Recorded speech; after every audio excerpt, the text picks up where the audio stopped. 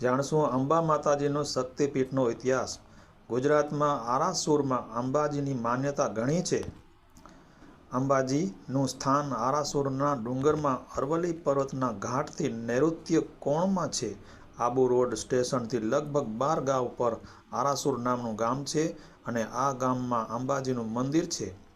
આરાસુર ગામમાં મુખ્ય મંદિર, એની આસપાસ ધર્મશાળાઓ, દુકાનો અને મોટે ભાગે જંગલી પહાડો, લોકો જેનું ભાવડા કહે છે તેઓના ઝૂંપડા દેખાય છે। યાત્રાળુ કામકાજ પણ આ ભાવડા જ કરે છે। અંબાજીના મંદિરમાં શ્રદ્ધા લોકોમાં વિશેષ જોવા મળે છે। મૂળ આ મંદિર વર્ષો પહેલાં બેઠા ઘાટનું નામ હતું, પરંતુ જેમ જેમ સમય પસાર થતો ગયો તેમ તેમ સુધારા સાથે અત્યારે આ મંદિર તેની સર્વોચ્ચ ઊંચાઈ સર કરે તેવું અને ભવ્ય મંદિરના ટ્રસ્ટીઓ દ્વારા બનાવવામાં આવ્યું છે। અત્યારે તો મંદિરની ઉપરનો કળશ અને શિખર સંપૂર્ણ સોનામાંથી બનાવવામાં આવ્યું છે। મંદિરની આગળ મોટો મંડપ છે અને ગર્ભગૃહનું માતાજીનો ગોખ છે।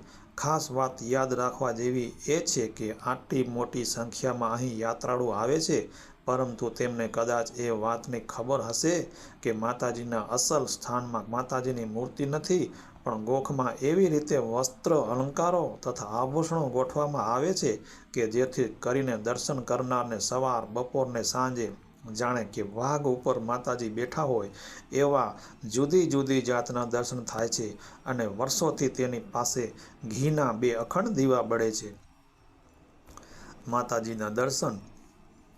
માતાજીના દર્શન સવારે અને અંદરનું બારણું ઉઘડતા જ થાય છે। 2 વખત આરતી વખતે પણ દર્શન થાય છે। મંદિરમાં અંદરના ખંડને જાળીવાળા પાના, પતરા, મઢેલા બારણા છે, તો પણ બહાર રહી આખો દિવસ દર્શન થઈ શકે છે।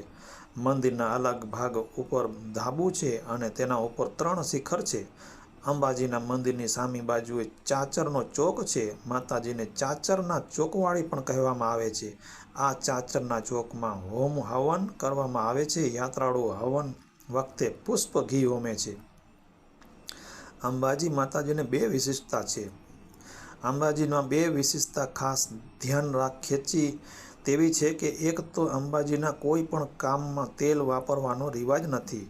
બાળવામાં તો ઘી જ જોઈએ, તેલ ખવાય તો નહીં જ, તેમજ માથામાંય ન નખાય, પરંતુ ઘી નાખી શકાય। બીજું એ કે માતાજીના સ્થાનમાં સ્ત્રીની પવિત્રતા ખાસ જાળવી જોઈએ।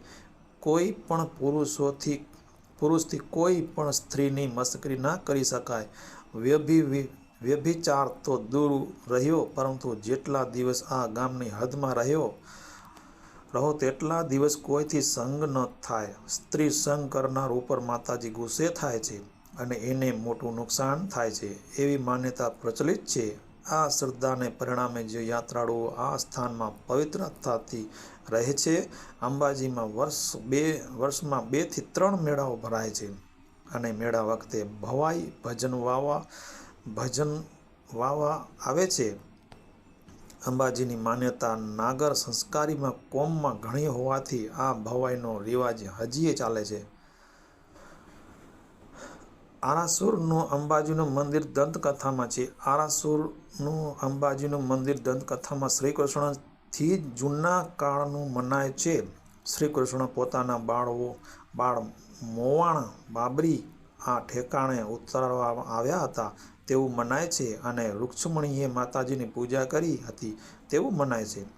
જો આ દંતકથાઓ છોડીને ઐતિહાસિક પુરાવાઓ તપાસીએ તો મંદિરમાં મહારાણા શ્રી માલદેવનો ઈસવીસન 1415 ઈસવીસન 1359નો લેખ મળે છે। અંબાજીના મંદિરના અંદરના મંડપ દ્વારમાં એક સંવત 1601નો લેખ છે।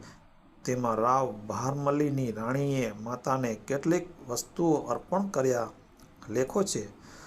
16મા શતકના છે। એક બીજા સંવત 1779ના લેખમાં એક ધર્મશાળા બંધાયેલી વિગત છે। મતલબ કે ઈસવીસન 14મા શતકથી તો આરાસુરના અંબાજીના માન્યતા સતત ચાલી આવે છે, પણ તે પહેલાંના 200-300 વર્ષના આ સ્થાનનો મહિમા ચાલુ હોવાનો સંભવ છે, કારણ કે અંબાજીની નજીકમાં કુંભારિયા કરીને એક ગામ છે. આ ગામમાં વિમળ શાહના ધોળા આરસ પહાણના જૈન દેરાસરો છે. આ દેરાસરો વિશે એવી દંતકથાઓ છે કે અંબાજીએ આપેલા ધનથી આ જગ્યાએ વિમળ શાહે 360 દેરાસરો બંધાવ્યા હતા. પૌરાણિક માન્યતા મુજબ દેવી ભગવતીની કથા અનુસાર મહિષાસુરે તપ કરીને અગ્નિદેવને પ્રસન્ન કર્યા. એમણે વરદાન આપ્યું કે નર જાતિના નામવાળા શસ્ત્રોથી તેને મારી શકાશે નહીં. આ વરદાનથી તેણે દેવોને હરાવી દીધા અને ઇન્દ્રાસન જીત્યું તથા ઋષિઓના આશ્રમોને નાશ કર્યા. પછી વિષ્ણુલોક અને કૈલાસ જીતવાનું નક્કી કર્યું. આથી દેવોએ ભગવાન શિવની મદદ માંગી. ભગવાન શિવે મદદ માટે દેવી શક્તિની આરાધના કરવા દેવોને જણાવ્યું. દેવોએ તેમ કરતાં આદ્યાશક્તિ પ્રગટ થયા અને તેમણે મહિષાસુરનો નાશ કર્યો. તેથી દેવી મહિષાસુર મર્દિની તરીકે ઓળખાય છે. બીજી એક કથા મુજબ સીતાજીએ શોધ કરતા રામ અને લક્ષ્મણ આબુ પર્વત પર જંગલની દક્ષિણે આવેલા શૃંગી ઋષિના આશ્રમે આવ્યા. ઋષિએ તેમને અંબાજીની આરાધના કરવાનું કહ્યું. આમ રામ અને લક્ષ્મણે આરાધના કરી. દેવોને પ્રસન્ન થઈ અજય નામનું એક બાણ આપ્યું, જેનાથી રામે રાવણનો નાશ કર્યો. દ્વાપર યુગમાં શ્રી કૃષ્ણની બાબરી ઉતારવાની વિધિ માટે નંદ અને યશોદા ગબ્બર આવ્યા હતા હોવાનું અને 3 દિવસ રોકાઈને ભગવાન શિવ તથા અંબાજીની પૂજા અર્ચના કરી હોવાનું એક પણ કથામાં વર્ણન છે. જય માતાજી.